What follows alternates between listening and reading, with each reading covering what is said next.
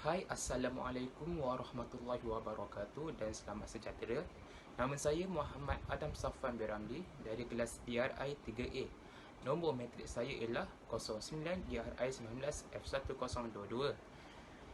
Kelas saya dibimbingi oleh dua pensyarah iaitu Encik Rosnohimi dan Encik Nofarizin. Tajuk subjek ini ialah EVI 394 reka bentuk industri 2. Dan kali ini saya ingin membentangkan tentang final assessment saya yang bertajukkan furniture seater dan saya punya ialah student chair. Penyataan reka bentuk ialah mereka bentuk sebuah kerusi yang berkonsepkan tanggam untuk kegunaan para pelajar kolej dan memberi keselesaan yang baik kepada mereka. Penyataan masalah pula ialah pelajar mengalami kurang selesa semasa mereka mengulang kaji pelajaran apabila mereka sedang duduk. Kedua, kerusi tidak kukuh dan tak tahan lama. Okey, objektif kajian yang pertama ialah memberi keselesaan yang baik kepada pelajar. Yang kedua, kerusi yang kuat dan sangat kukuh. Dan yang ketiga, mereka sebuah kerusi yang berkhususkan ergonomik. Kriteria pula. Yang pertama, estetik. Menyediakan kerusi yang kukuh, lebar dan penyandar untuk memberi keselesaan yang baik kepada pelajar. Kedua, teknologi. Menggunakan plywood dan pallet wood. Dicantum menggunakan dowel plug, skru dan paku. Seater dan kaki kerusi disambung tanggam. Permukaan kerusi disapu dengan varnish dan wood filler. Kegunaan, direka khas untuk diletakkan di bilik belajar bagi memudahkan pelajar belajar dengan lebih selesa. Yang pula ialah sesi pembelajaran dalam talian bersama dua orang lecturer saya iaitu Encik Rosnohimi dan Encik Nofarizin. Kami membincang segala benda kos subjek reka bentuk industri 2 ini dalam Google Meet. Pembangunan reka bentuk sketches. Line pertama, saya masukkan thumbnail untuk memberi saya lebih lagi idea dan ciri-ciri tentang kerusi yang saya nak buat. Barisan kedua, ideation. Saya masukkan kerusi dengan idea dan cita rasa saya sendiri. Dan barisan terakhir ialah idea development. Idea development ni dibuat apabila dapat pengesahan dan persetujuan dari lecturer. Selepas habisnya idea development dapat persetujuan oleh lecturer, saya menghasilkan 5 biji mockup termasuk final mockup. Mockup yang pertama, saya menghasilkan kerusi dari material cutting board untuk mendapatkan bentuk dia. Yang kedua, mockup yang kedua ialah saya buat daripada mounting board untuk menambahkan lagi design dia. Yang ketiga, saya buat dari material PVC board dan juga mounting board sebab saya nak melihat lagi macam mana kerusi itu berfungsi.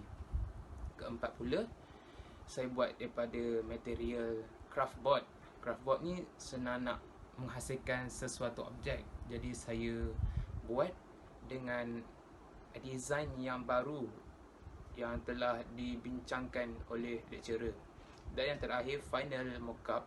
Final mockup saya menggunakannya sepenuhnya PVC foam board. Saya tukar design dari awal design dan design baru ni saya buat dia seperti tanggam. Yang lama punya saya buat dia flip menggunakan yang dekat tengah tu, rod, orang panggil rod. Tapi saya fikir ia sangat sukar bagi saya, jadi saya tukarkannya pada konsep tanggam.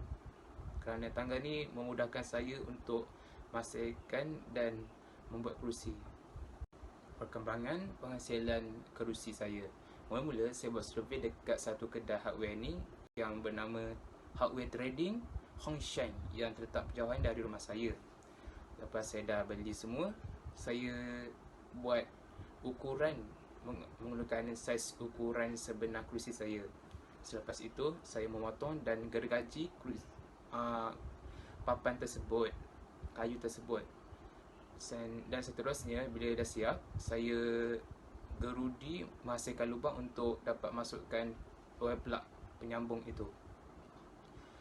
Selepas tu, saya cantumkan tengah-tengah antara kaki kiri dan kanan untuk dirikan kaki kerusi saya. Lepas tu saya cantumkan struktur tengah-tengah kerusi itu untuk perkukuhkan lagi kaki dia menggunakan skru. Pada siap itu, saya sambung pula seater saya dan backrest saya. Apabila dah siap semua itu, saya buat curve lengkungan dekat corner kaki atas saya tu mengikut design yang saya tetapkan. Lepas tu saya sander, saya varnish, saya letak wood filler semua dan last sekali varnish. Selepas itu barulah saya dapat siap kerusi sebenar saya. Model kerusi final. Cara-cara nak menggunakannya ialah mula-mula tarik keluar seater dia dari tempat asal. Selepas itu, bila dah keluar tu, rotate dia 180 darjah. Kemudian masukkan balik dekat ruang yang tersedia tu macam seperti biasa. Dan ya, dah dapat kerusi saya, iaitu Comes2 chair. Dah boleh duduk dekat situ. Dan inilah layout banting panel saya. Saya namakan kerusi saya Comes2 chair kerana com itu singkatan bagi perkataan comfortable, stu tu pula singkatan bagi perkataan student. Jadi saya gabung, cantumkan dia dan ringkaskan dia menjadi Comes2 chair. Saya letak dash antara com dengan stu tu sebab saya nak asingkan diorang lah, maksudnya asingkan makna satu persatu perkataan tu. Macam com tu comfortable, stu tu student. Jadi saya buatlah Comes2 chair. Dan idea ni saya dapat juga dari bimbingan pensyarah saya, iaitu Encik Azmi Rizal yang bagi idea tersebut. Lepas tu 3D rendering dan how to use, saya letakkan 3D rendering kerusi saya yang bertutup dan terbuka macam nak gunakan dia. Dan saya letak vector di tengah-tengah kerusi tu untuk sebagai model duduk kerusi tu lah. Lepas tu exploded view, saya dapat mengeksplodkan kerusi saya dalam bentuk part-part tersendiri. Seterusnya general assembly. Yang di atas sebelah kiri itu ialah top view, bawah dia front view dan sebelah dia side view. Dan saya letakkan ukuran kerusi itu berasaskan milimeter. Dan bawahnya detail, ada 3 bahagian saya buat detailing.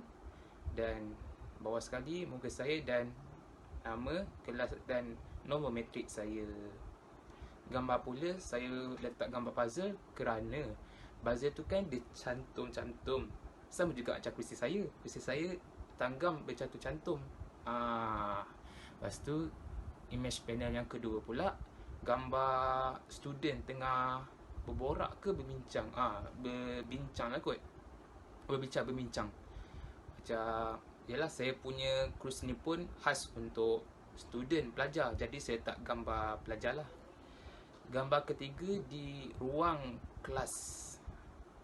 Saya letak di ruang kelas kerusi saya ni. Dan boleh juga di ruang bilik belajar.